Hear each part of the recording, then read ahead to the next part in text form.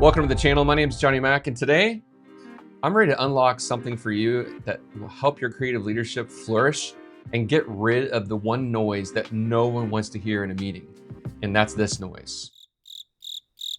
You heard it, crickets. So let's unlock something, right? Let's get into the safe.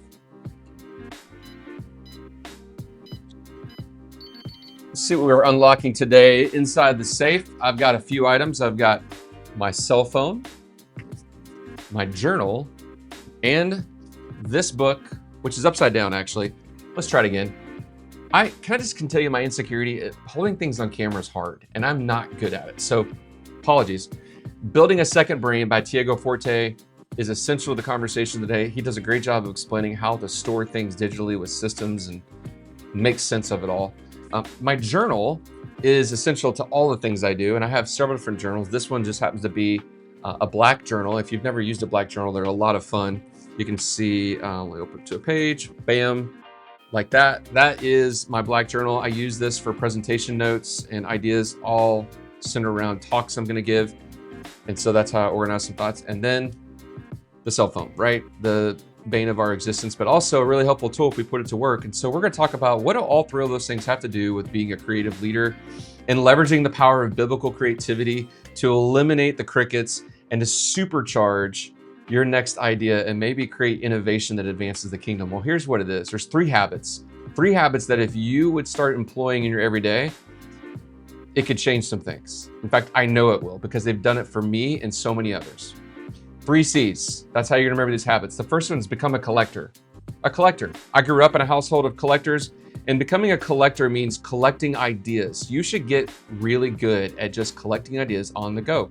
I use my cell phone all the time for this because when I take pictures of things, your phone already has the ability to search those pictures based on text that's inside, location, and that's one of the quickest ways to just store ideas. When you see something, snap a pic, put it away for later. Now, I also use Apple's Notes, and every system is out there. In fact, one of the problems that we have is not that we don't have systems, it's that we can't choose one and stay with it for a while. I use Apple Notes all the time. I have some folders that I drop things in. That is why this book is so essential. Building a Second Brain, it gives you such good information and tools for how to store everything you're collecting. I also use my journal. I write down notes all the time. One of the things I'm so incredibly encouraged by is some of the research about handwriting. In 2021, the University of Tokyo did a study that you're 30% more likely to retain information if you write it versus just using digital. Might want to think about that.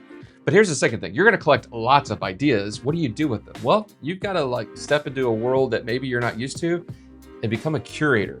Yeah, like the museum art, right? You become a curator. You don't just fill the art museum with everything. You fill it with just selected artworks. And how do they do that? Well, they do that by creating filters on several different levels to decide what fits the context that they're going to be presenting that art in.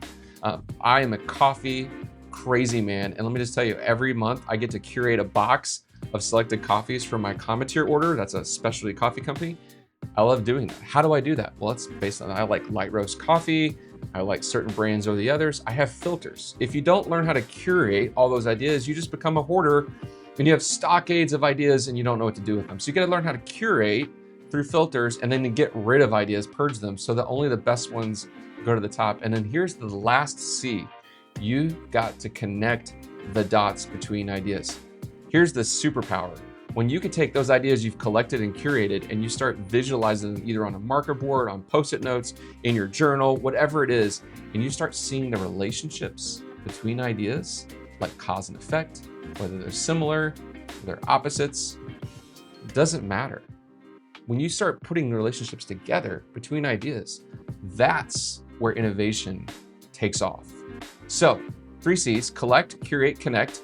It's a habit that you have to form daily so that by the time you get to the moment you need all those things, you're not gonna hear crickets. You're just gonna hear the sweet sound of biblical creativity. Hey, thanks for watching. If this video was helpful, would you consider hitting the subscribe button, maybe share it with somebody? Leave me a comment about what system you're using to collect your ideas. There's lots of them out there. Until next time, I'll see you later.